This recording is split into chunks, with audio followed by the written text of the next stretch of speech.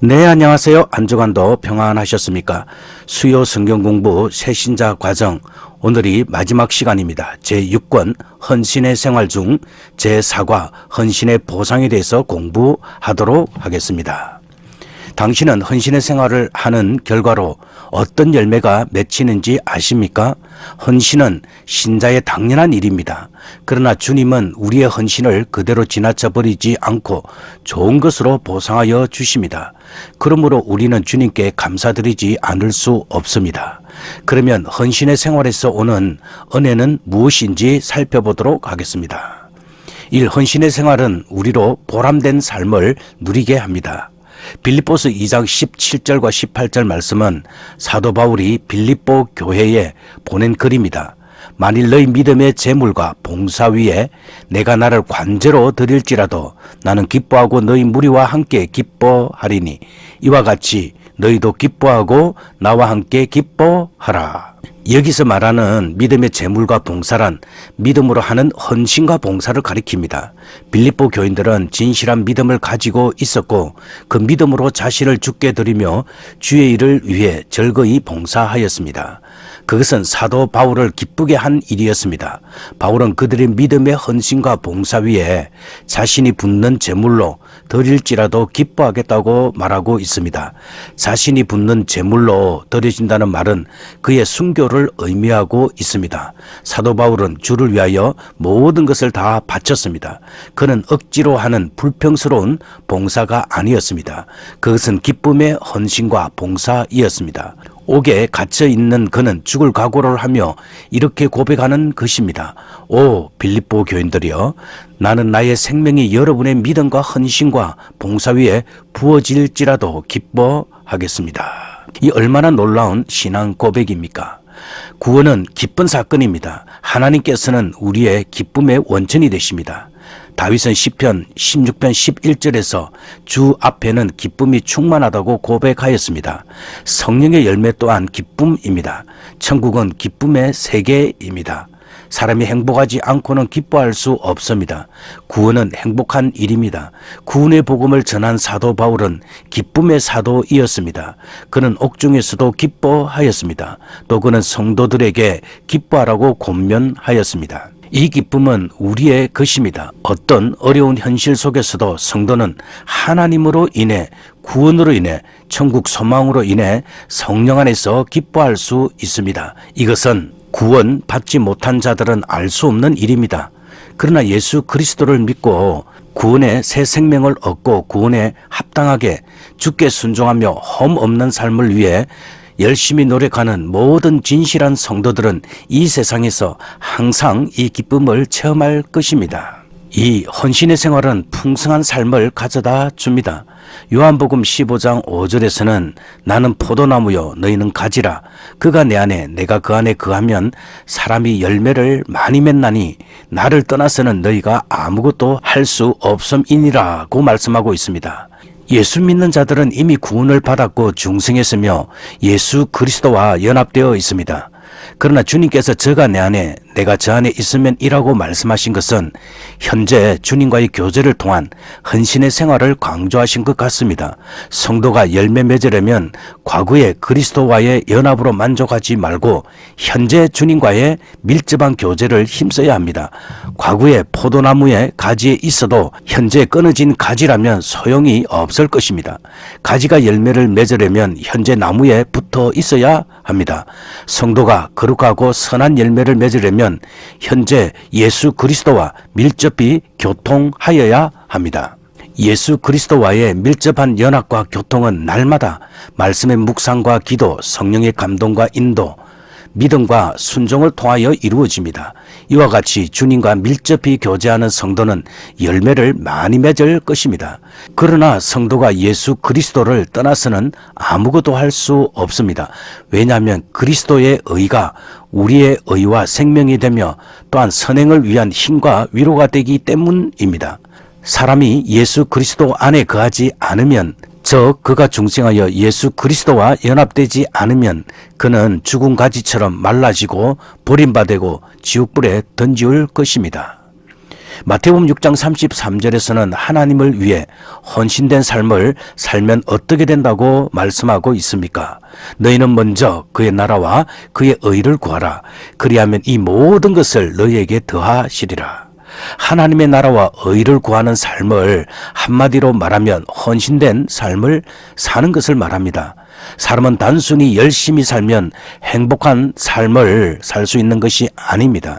공중의 새나 들의 백합화를 먹이시고 기르시고 입히시는 이는 하나님이십니다. 그러므로 주님께서는 우리가 먼저 하나님의 나라와 그의 의를 구해야 한다고 교훈하셨습니다. 이 말씀은 왜 헌신된 삶을 살아야 되는지에 대한 생활 지침서와 같은 말씀입니다. 하나님의 나라를 구하는 것은 하나님의 통치를 받는 것, 하나님을 믿고 순종하며 헌신하는 삶을 말합니다. 그의 의를 구하는 것도 예수 그리스도를 믿음으로 의롭다 하심을 받고 그의 계명들을 지키며 행하는 것을 말합니다. 죄짓지 않고 의롭게 사는 것이 중요합니다. 하나님과 예수 그리스도를 믿고 그의 모든 계명에 순종하며 헌신된 삶을 사는 것이 중요합니다.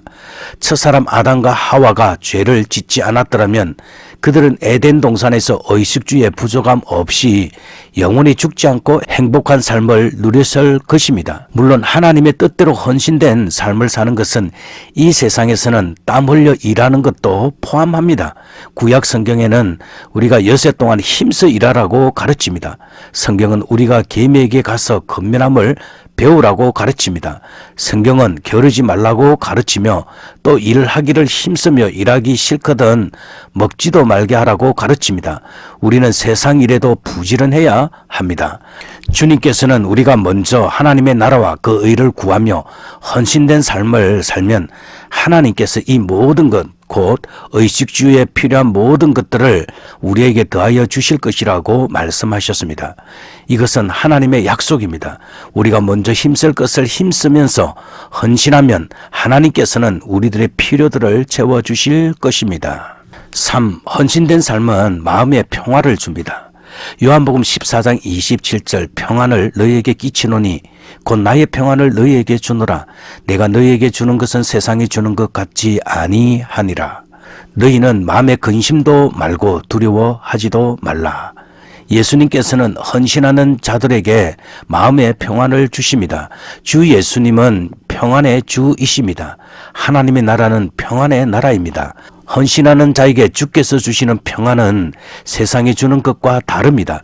세상의 평안은 일시적이고 불완전하지만 주님의 평안은 영속적이고 완전합니다. 성도는 이 평안으로 죄와 마귀의 시험과 고난의 현실을 이길 수 있습니다. 사도행전 7장 57절에서 60절 말씀에는 전도하던 스데반은 돌을 들어 자신을 죽이려고 치는 그들을 위해 무엇을 하였습니까?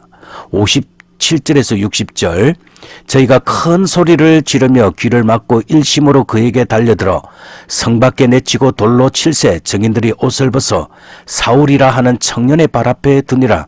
저희가 돌로 스데반을 치니 스데반이 부러지져 가로되 주 예수여 내 영혼을 받으시옵소서 하고 무릎을 꿇고 크게 불러 가로되 주여 이 죄를 저들에게 돌리지 마옵소서 이 말을 하고 자니라. 스데반은 이스라엘 백성에게 복음을 전하면서 그들에게 예수를 십자가에 죽인 그들의 죄를 지적하자 이스라엘 공회원들은 큰 소리를 지르며 귀를 막고 일심으로 그에게 달려들어 성 밖으로 내쳤고 돌로 쳤습니다.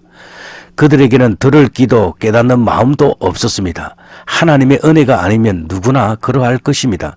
스데반은 돌에 맞아 죽었습니다. 스데반이 죽임을 당하는 날에 사울이라는 한 청년은 가까이에서 그의 죽음을 보았습니다. 그 사울이 후에 사도가 된 바울이었습니다. 사람들이 옷을 벗어 그의 발 앞에 둔 것을 보면 그는 그 일의 주동적인 인물들 중 하나이었던 것 같습니다. 바울은 후에 주의 증인 스데반의 피를 흘릴 적에 내가 곁에 서서 찬성하고 그 죽이는 사람들의 옷을 지킨 줄 저희도 아나이다라고 사도행전 22장 20절에서 말하였습니다. 사도행전의 저자인 누가는 최초의 순교자 스데반의 최후에 대해 두 가지를 증거하고 있습니다. 첫째, 스데반은 자신의 영혼을 하나님께 의탁하였습니다. 예수님께서도 숨이 끊어지시기 전에 큰 소리로 아버지여 내 영혼을 아버지 손에 부탁하나이다 라고 말씀하셨습니다.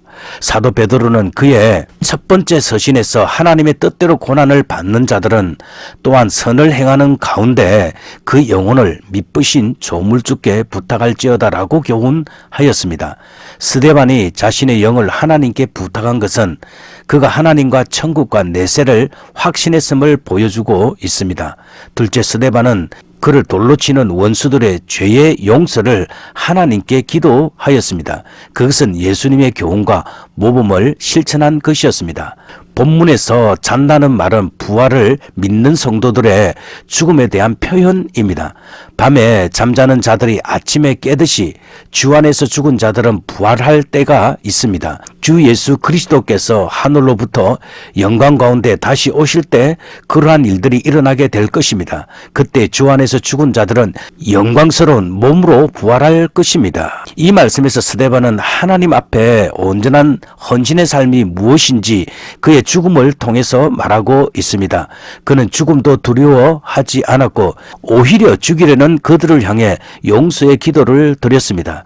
그는 하나님 앞에서 가장 헌신되고 충성된 삶을 살았습니다. 사도행전 16장 16절에서 25절 말씀에서 바울과 실라는 옥에 갇혔을 때 어떠했습니까? 바울과 실라는 주 예수 그리스도의 이름으로 귀신 들린 여종을 고쳐주었습니다.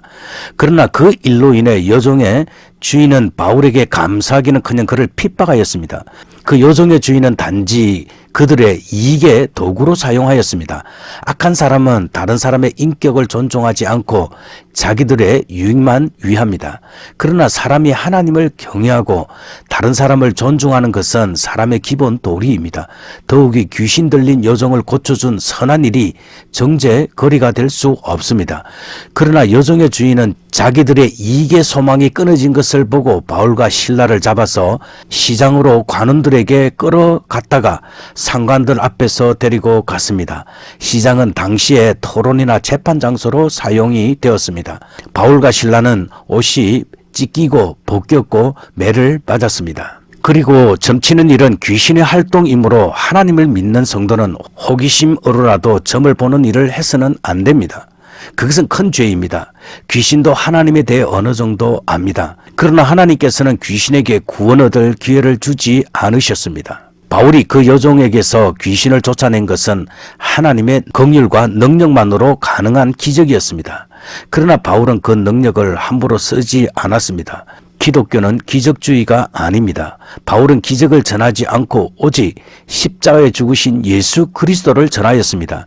하나님의 뜻은 우리가 성경을 바로 믿고 죄악된 말들과 행위들을 다 버리고 하나님의 계명대로 사는 것입니다.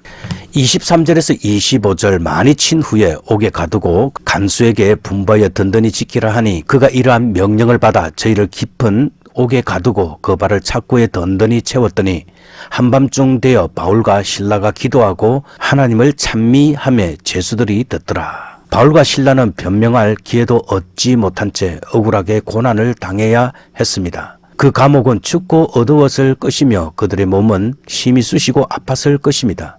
그들은 그 밤에 갑갑하고 부자유스러운 그 감옥 속 어둡고 찬바닥에 그렇게 던져져 있었습니다. 그러나 그들은 낙심치 않았습니다. 그들은 진실한 믿음이 있었기 때문입니다. 그리고 그들은 한밤중에 기도하고 하나님을 찬미했습니다. 기도는 믿음의 표현이기 때문에 기도할 때 하나님께서는 힘과 위로를 주시고 그에게 찬송할 수 있게 하십니다. 그들의 찬송은 하나님의 응답과도 같았습니다. 바울과 실라는 귀신으로 고통당하는 어린 소녀를 주 예수 그리스도 이름으로 고쳐 주었습니다. 그러나 그들은 혹독한 매질을 당하였고 감옥에 갇히게 됐습니다. 그러나 그들은 하나님께 헌신된 사람이었습니다. 그들은 원망과 탄식하는 대신 기도와 찬송을 하였습니다. 헌신된 사람은 인생 최악의 상황 중에서도 감사하며 기도하고 찬송할 수 있습니다. 기도와 찬송은 헌신된 사람을 통해 하나님이 일하시는 방법입니다. 4. 영원한 상급을 얻게 됩니다. 요한계시록 7장 17절 그리고 21장 14절에서 성도는 장차 영원한 나라에서 어떻게 된다고 했습니까? 요한계시록 7장 17절 이는 보좌 가운데 계신 어린 양이 저희의 목자가 되사 생명수 샘으로 인도하시고 하나님께서 저희 눈에서 모든 눈물을 씻어 주실 것임이러라. 이 땅에서 죽음을 통과한 성도들은 천국에서 완전한 평안을 누릴 것입니다. 하나님께서는 그들을 위해 천막을 치셔서 더 이상 주림이나 목마름이 없이 먹을 것을 공급하실 것이며 또 더위로 인한 해가 없도록 그들을 보호할 것이며 그들의 눈에서 눈물을 씻겨 주실 것입니다. 예수 그리스도의 피로 구속받은 성도들은 이 세상에서, 특히 주의 성도들은 이 땅에서 살아가면서 많은 환난을 통과해야 하지만 하나님의 인치심이 있기 때문에 잘 감당하고 승리할 것입니다. 이것은 환난을 통과해야 할 모든 성도들에게 큰 위로와 격려가 됩니다. 구원은 오직 하나님께 있습니다. 구주 예수 그리스도의 속죄의 피는 결코 헛되지 않을 것입니다. 요한일서 5장 4절에서는 대저 하나님께로서 난 자마다 세상을 이기느니라. 세상을 이긴 이김은 이것이니 우리의 믿음이니라. 그러므로 우리는 구주 예수 그리스도를 믿는 믿음을 굳게 가지고 세상의 환난과 시험을 이겨나가야 합니다. 요한계시록 21장 4절 저희는 하나님의 백성이 되고 하나님은 친히 저희와 함께 계셔서 모든 눈물을 그 눈에서 씻기심에 다시 사망이 없고 애통하는 것이나 곡하는 것이나 아픈 것이 다시 있지 아니하리니 처음 것들이 다 지나갔음이러라. 새 하늘과 새 땅 곧 천국은 하나님께서 계시는 곳입니다. 성도들은 하나님과 함께 천국에 거할 것입니다. 하나님께서는 천국의 주관자이시며 관리자이십니다. 하나님께서 계신 곳에는 모든 좋은 것들이 다 있을 것입니다. 그곳에는 기쁨과 평안이 넘칠 것입니다. 하나님께서 계시다는 것 자체가 복입니다. 하나님께서는 만복의 근원이 되십니다. 천국은 모든 눈물이 없고 사망이 없고 애통이 없고 아픈 것이 없을 것입니다. 천국은 이 세상과 너무나 다를 것입니다. 이 세상에는 병자들이 많고 가난한 자들, 외로운 자들, 갖가지로 고통당하는 자들이 많습니다. 굶주리고 헐벗는 사람들도 많습니다. 독거 노인도 많고 소녀 가장들도 많습니다. 죽는 사람들이 끊임없고 공동 묘지들이 넘쳐납니다. 그러나 새하늘과 새 땅인 하나님 나라에서는 이 땅 위에서 당하는 불행한 일들이 전혀 없을 것입니다. 따라서 우리의 헌신된 삶은 하나님 나라에서 영원한 것으로 보상해 주십니다. 따라서 헌신된 삶은 하나님 앞에 쌓아두는 상급이 됩니다. 고린도전서 9장 25절 이기기를 다투는 자마다 모든 일에 절제하나니 저희는 썩을 면류관을 얻고자 하되 우리는 썩지 아니할 것을 얻고자 하노라. 그리고 헌신된 삶의 특징은 바로 이 절제입니다. 좋은 학교에 입학하는 학생들이나 금메달을 목에 거는 선수들은 시간을 아끼고 육신적인 즐거움을 절제하였을 것입니다. 영적 생활도 비슷합니다. 영적 생활은 더 고상한 목표를 가지고 있습니다. 이 세상의 경쟁은 썩어질 면류관을 얻는 경쟁이나 영적 경쟁은 썩지 않을 면류관을 얻는 경쟁입니다. 우리의 믿음의 결국은 영혼의 구원, 곧 영생이며 하나님께서 주시는 존귀와 영광입니다. 세상의 모든 것들은 썩는 것이지만 영생은 영원히 썩지 않을 존귀하고 영광스러운 일입니다. 그러므로 성도가 신앙생활에 헌신된 삶을 살면서 승리하려면 시간 절제, 돈 절제, 힘 절제, 의식주 절제 등 절제하는 자가 되어야 합니다. 요한계시록 2장 26절에서는 이기는 자와 끝까지 주님의 일을 지키는 자가 받을 또 하나의 상급은 권세라고 했습니다. 이기는 자와 끝까지 내 일을 지키는 그에게 만국을 다스리는 권세를 주리니 그가 철장을 가지고 저희를 다스려 질그러 깨뜨리는 것과 같이 하리라. 나도 내 아버지께 받은 것이 그러하니라. 내가 또 그에게 새벽불을 주리라. 귀 있는 자는 성령이 교회들에게 하시는 말씀을 들을지어다. 내 일이라는 말씀은 주님께서 명하신 주의 일들을 헌신적으로 지켜내는 일들을 말합니다. 만국을 다스리는 권세는 심판 권세입니다. 주님께서는 철장으로 만국을 다스릴 자이시며 이 권세를 성도들에게도 나누어 주실 것입니다. 마태복음 19장 28절에서는 내가 진실로 너희에게 이르노니 세상이 새롭게 되어 인자가 자기 영광의 보좌에 앉을 때 나를 좇는 너희도 12 보좌에 앉아 이스라엘 12지파를 심판하리라고 말씀하였습니다.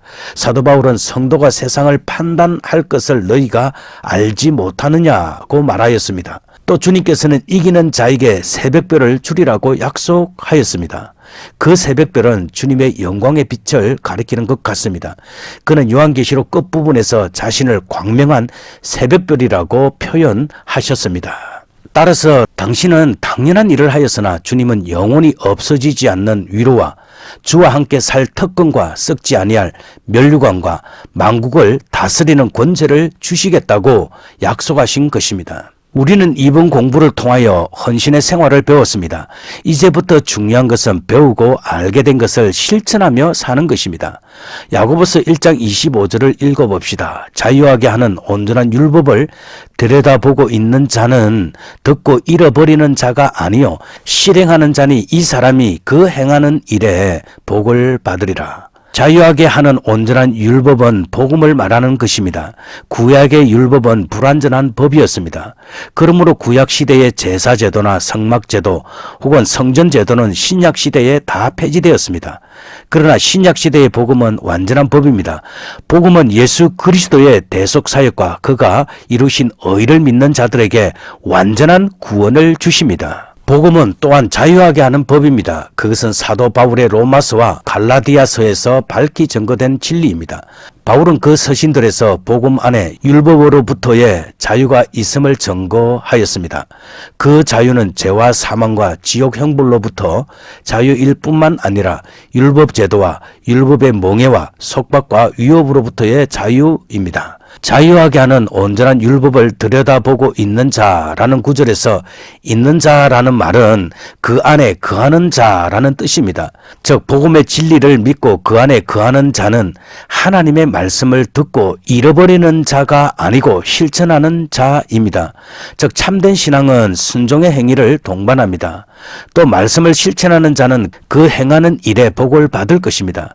성도가 범죄하면 하나님의 징계를 받을 것이지만 그가 의와 선을 행하면 하나님의 복을 받아 평안과 형통을 누릴 것입니다. 또한 신명기 28장에 계시된 복의 약속은 언제나 동일한 것입니다. 그것은 사람이 하나님의 말씀을 순종할 때에 약속된 복입니다. 그것은 건강의 복, 자녀의 복, 재물의 복, 평안의 복, 종기의 복, 승리의 복을 포함합니다. 따라서 우리가 하나님의 말씀을 듣고 그 말씀 가운데 신실하게 헌신된 삶을 살면 하나님께서는 우리의 헌신된 삶을 통하여서 하나님께서 약속하신 모든 복을 우리들에게 주실 것입니다. 네, 오늘로서 우리는 새신자 훈련 모든 과정을 우리는 마쳤습니다. 이 과정을 마치신 당신에게 하나님께서 주실 크신 복이 임하기를 기도합니다. 그러나 새신자 과정을 마쳤다고 해서 영적 훈련을 중단하시면 안 됩니다. 당신은 계속 영적 훈련을 받으면서 성장하여야 합니다. 우리는 오늘 헌신의 보상에 대해서 공부하였습니다. 헌신의 생활은 우리로 하여금 그리스도인으로서 참된 보람의 삶을 누릴 수 있습니다. 그리고 헌신의 삶은 우리의 삶을 그리스도 안에서 더 풍성한 삶을 살 수 있도록 인도하게 될 것입니다. 그리고 헌신의 삶을 사는 사람들에게는 하나님께서 마음의 평안을 주십니다. 그것은 어떠한 삶의 환경 가운데서도 감사할 수 있으며 기도할 수 있으며 찬양할 수 있게 됩니다. 그리고 이 헌신된 삶의 이 결과는 하나님께서 영원한 것으로 우리들에게 갚아 주실 것입니다. 우리가 하나님 앞에 섰을 때 그 하나님 나라에서 하나님께서는 우리를 잘했다, 충성된 종이라고 칭찬하여 주실 것입니다.